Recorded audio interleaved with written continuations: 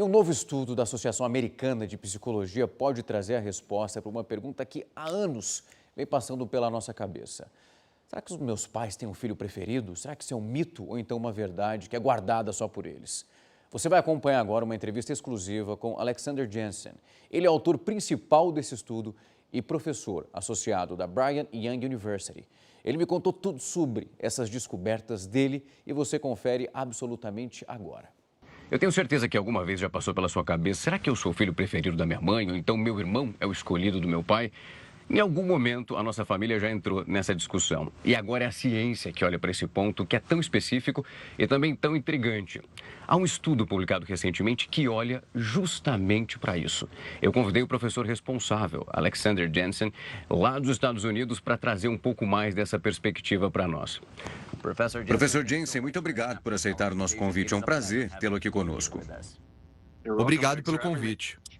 Professor, durante anos, nos perguntamos se os pais têm um filho favorito. Mas agora, com base nas descobertas do seu estudo, parece que isso pode realmente ser verdade.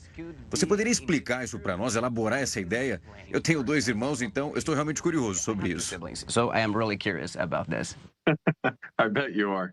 Yeah, I'm one of 6, so I get it. Aposto que sim. Eu sou um de 6. Então eu entendo. Eu adoro essa pergunta, sabia? Os pais têm um filho favorito? E eu vou adicionar talvez um pouco de complicação ou nuance para essa questão. Porque eu acho que, às vezes, quando pensamos se há um filho favorito, nos perguntamos: os pais amam um filho e não os outros? Ou amam um tanto mais do que os outros, e os outros estão apenas ali, meio que como um incômodo? E essa é uma ideia extrema, e isso acontece em algumas famílias. Mas acredito que na maioria das famílias isso não acontece. O que acontece em todas as famílias é que os pais tratam seus filhos de forma diferente. E às vezes os motivos para isso são normais e também importantes. Eu tenho uma filha com deficiência de desenvolvimento e ela precisa de mais ajuda com algumas coisas do que os irmãos dela. Então, vamos tratá-los de forma diferente. Mas o desafio para os pais e para nós, filhos, para aqueles que têm irmãos, é que, quando somos tratados de forma diferente, tendemos a interpretar isso como: bem, a mamãe passa mais tempo com este irmão, portanto, ele é o favorito. Ou este irmão recebe isso, portanto, ele é o favorito. E assim sentimos esse favoritismo, mesmo que não seja nos exemplos extremos. De acordo com a sua publicação, uma ampla gama de dados foi analisada para embasar essas descobertas. Eu gostaria de entender um pouco mais sobre a sua metodologia e a seleção da amostra que levou a esses resultados. Sim, isso é uma ótima pergunta. E é parte do que torna este estudo tão bom.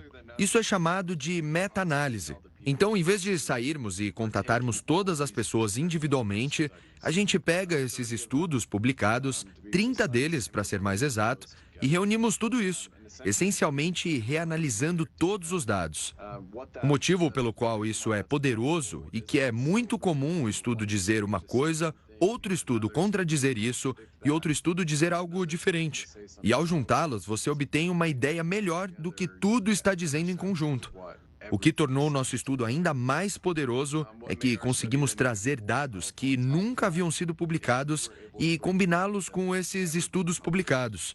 Então, ao todo, isso representou mais de 19 mil pessoas, um tamanho de amostra muito grande e que nos dá mais confiança do que descobrimos. Professor, eu tenho certeza que muitos pais estão nos assistindo agora e talvez refletindo sobre o seu próprio comportamento enquanto você explica tudo isso para nós. Tem algo muito interessante no seu artigo que diz algo que o tratamento parental diferenciado não é sobre uma má parentalidade, mas é sobre uma parentalidade diferente. É possível que os pais tratem os seus filhos de forma diferente sem nem perceber isso?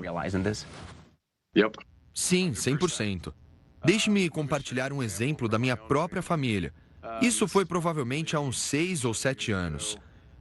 Minha filha mais velha, durante uma semana, eu percebia que ela estava muito frustrada com a forma como estava sendo tratada, de forma diferente da irmã mais nova. Ela vivia reclamando de pequenas coisas, e era difícil fazer com que ela verbalizasse o que estava sentindo. Mas, finalmente, um dia, estávamos apenas nós dois na cozinha, sentados à mesa, e ela disse: "Papai, isso não é justo. Minha irmã tem mais vestidos do que eu." E aí eu pensei, ok, eu nem sei quantas roupas você tem, eu não presto atenção assim. Eu só lavo e coloco no armário. E ela sabia o número.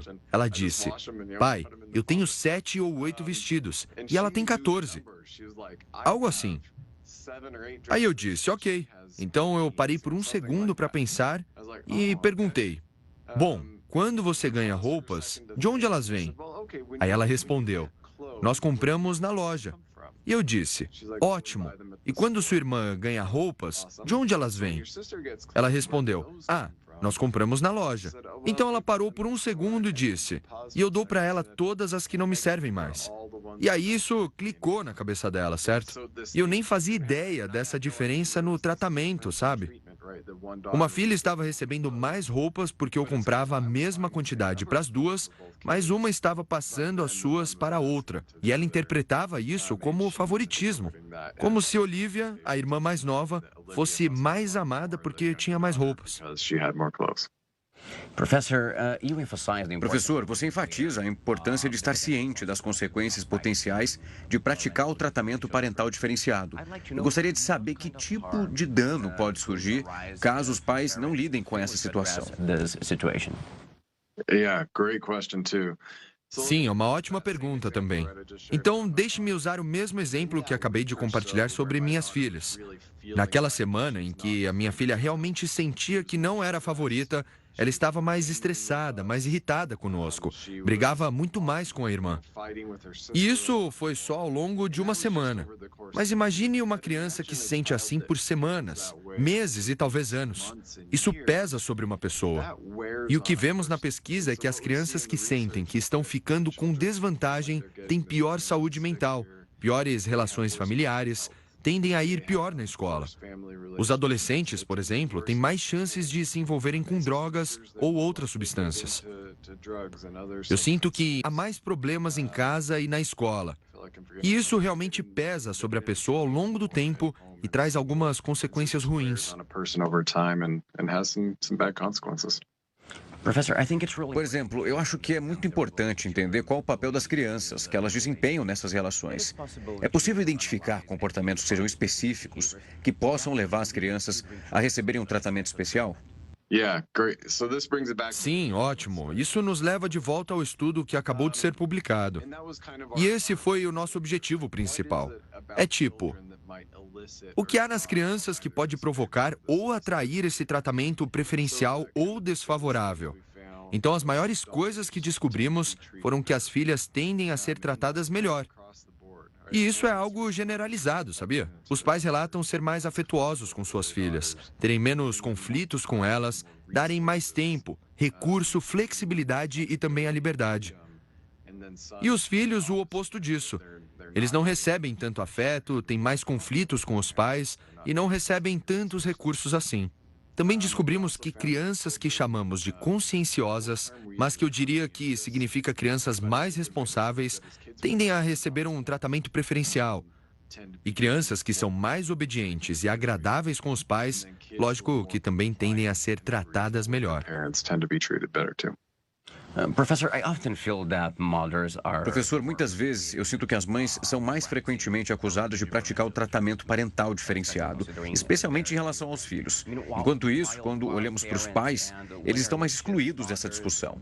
O estudo, por acaso, sugere que tanto o pai como a mãe podem tratar os filhos de um modo que é diferente? Sim, eu adoro essa pergunta. Então, conseguimos analisar isso de forma ampla, pais e mães, e conseguimos ver se havia diferenças, certo? Mães versus pais. E basicamente tudo era igual entre mães e pais. Ambos tratam os filhos de forma diferente e ambos têm um impacto. Você acredita que os pais podem pedir ajuda, por exemplo, marcar uma consulta com um psicólogo, caso eles não saibam como lidar com isso? Sim, essa é uma ótima pergunta.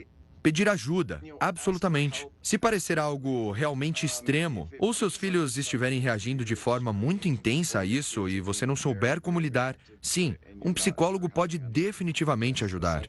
Eu acho que, na maioria das famílias, apenas um diálogo aberto e alguma humildade como pai ou mãe, talvez estar disposto a mudar e reconhecer que não é apenas a sua percepção, e nem apenas o que você está fazendo, mas como seus filhos interpretam isso é o que importa.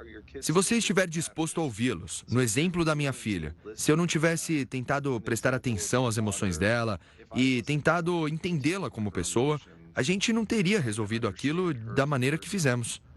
Então eu acho que o ponto de partida para a maioria dos pais é tentar entender seus filhos. Mas assim, se for mais difícil e você não conseguir lidar com isso, busque ajuda, é claro. Absolutely seek out help. Professor, seu trabalho é incrível. Tive a oportunidade de ler o artigo inteiro e eu gostaria de parabenizá-lo. É realmente incrível. Obrigado. Como mencionei antes, muito obrigado por encontrar um espaço na sua agenda para conversar conosco. Professor, muito obrigado. De nada, tchau, tchau.